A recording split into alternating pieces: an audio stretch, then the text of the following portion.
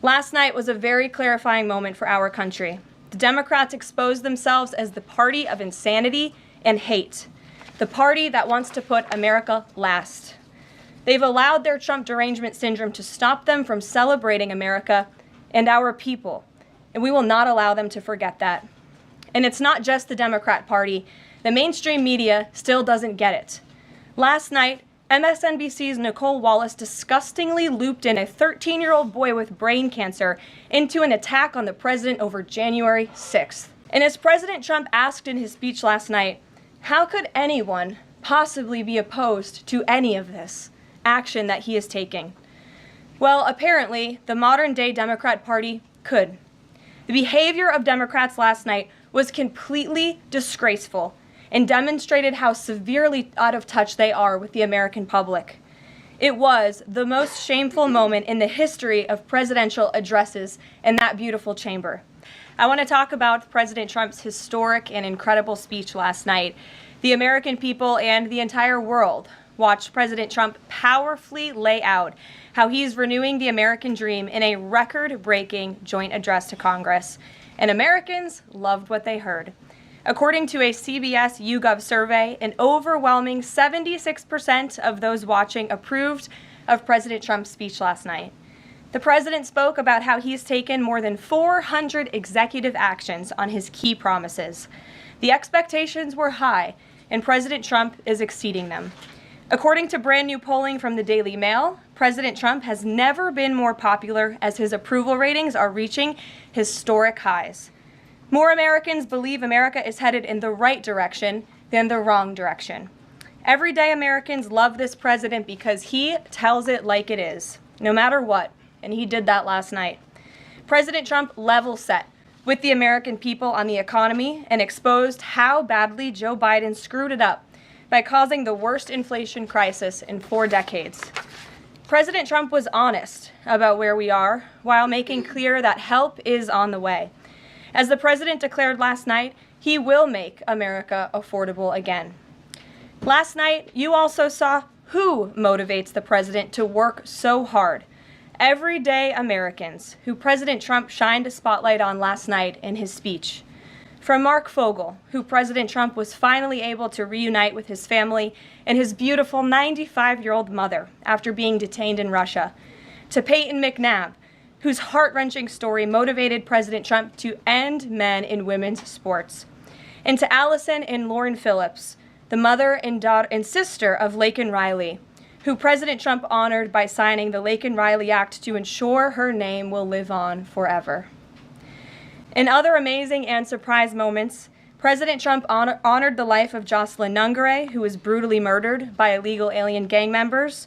He ensured Jocelyn will never be forgotten by renaming a national wildlife refuge in her home state of Texas to honor her life. And in one of the greatest surprise moments of the night, DJ Daniel, an incredible 13-year-old boy who is beating brain cancer, saw his dreams fulfilled by President Trump when he was made an honorary Secret Service agent.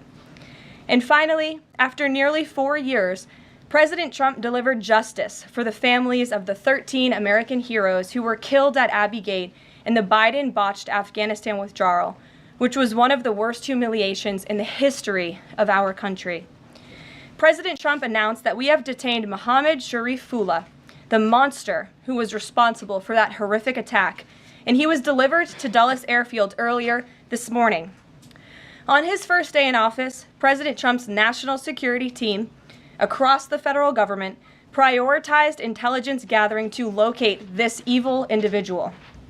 President Trump's team shared intelligence with regional partners such as Pakistan, who helped identify this monster in the borderland area late last month.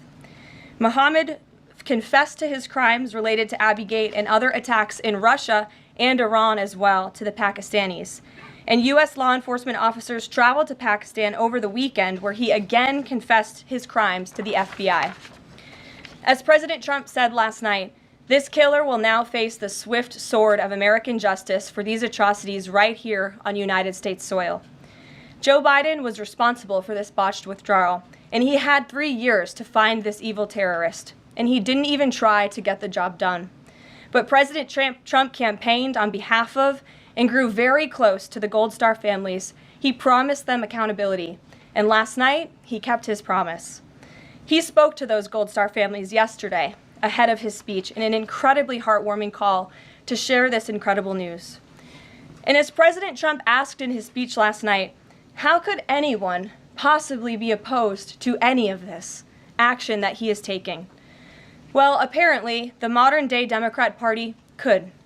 The behavior of Democrats last night was completely disgraceful and demonstrated how severely out of touch they are with the American public.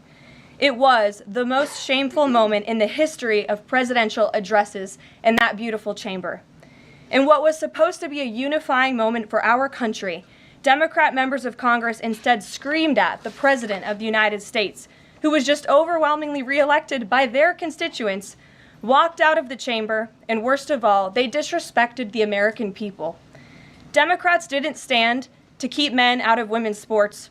They couldn't even clap for a girl who got her head smashed in by a man on a volleyball court. Democrats didn't stand for an innocent and beautiful child who is surviving brain cancer. They opposed eliminating taxes on tips and Social Security. They didn't stand in favor of cutting taxes for hardworking Americans. They couldn't even clap for two mothers whose daughters were killed by illegal aliens.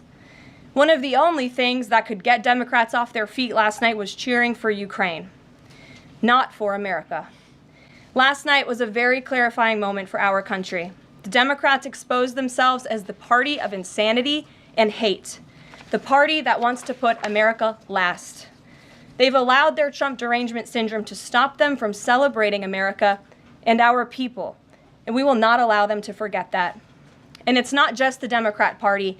The mainstream media still doesn't get it. Last night, MSNBC's Nicole Wallace disgustingly looped in a 13-year-old boy with brain cancer into an attack on the president over January 6th. And CNN's first chyron out of the speech called it divisive. President Trump wasn't divisive. The Democrats were. And CNN was proven wrong by their own viewers, 69% of whom, in a post-speech poll, said they had a positive reaction to the president's speech. It's sad and frankly pathetic that Democrats and liberals in the legacy media continue to allow their hatred for the president to override their love for our country. But nevertheless, the president will continue to unify this nation through policies that are grounded in common sense and that uplift all Americans. We have an individual in our new media seat today, Mary Margaret Olohan, who is the Daily Wire's first ever White House correspondent. Congratulations, Mary Margaret. The Daily Wire was founded 10 years ago by Ben Shapiro. The Daily Wire now has over 1 million paid subscribers, a monthly network reach of 138 million, and has evolved into a leading conservative multimedia giant. They are now the 5th largest podcast network in the world and home to some of the top-ranked shows. With that, I will take your questions, and Mary Margaret, why don't you kick us off? Thank you so much, Karoline. It's great to be here. Thanks. So I had 2 questions, if that's okay. The first Sure. on last night and the second on Maine. You talked about behavior from Democrat lawmakers, a lot of disruptions, and I just wanted to kind of go back to that. We saw Democrat lawmakers not stand for Laken Riley, for Peyton McNabb, for the son of a slain police officer and 13-year-old cancer survivor. What are the optics of that nationally, just in terms of not just the people who were in the room last night, but across the nation? And also, was President Trump expecting this type of behavior when he was crafting his speech? So I gave a quote to one of the media outlets in this room yesterday that Democrats behaving like children would be the least surprising thing of the night. And unfortunately, that quote did turn out to be true. I think the president and everyone, frankly, was surprised by the Democrats refusing to stand for not the president's policies, because frankly, we expected that, but for the everyday Americans who President Trump was shining a light on their stories. Mark Fogel, for instance, an American school teacher who was detained by the Russians. President Trump freed him. If Joe Biden had done that, they all would have been on their feet, but because of it came from President Trump, they weren't. So we think it's very sad, but we're very proud of the president today, and the American people are the people that this president cares about most, and the reviews are in, and everybody loved his speech. Thank you. And then on Maine, we know that the governor of Maine has really pushed back against the president's executive order saying that boys should not be in girls' sports. I spoke with a lawmaker from Maine this morning who told me she'd been censured by state lawmakers for calling a man and speaking up on this. What is the next move for the White House in this battle to protect the integrity of women's sports? Yeah, well, the Department of Education has sued the state of Maine. As you know, there's ongoing litigation. The president has made a commitment to ensure that states are being held accountable if they continue to allow men and women's sports, which he believes is an egregious violation of taxpayer dollars. And so that fight continues, and the president won't back down. Again, this is a common sense policy. 80% of the American people, including more than 60% of Democrats, do not want men and women's sports. So the president will stand by this commitment. Thank you.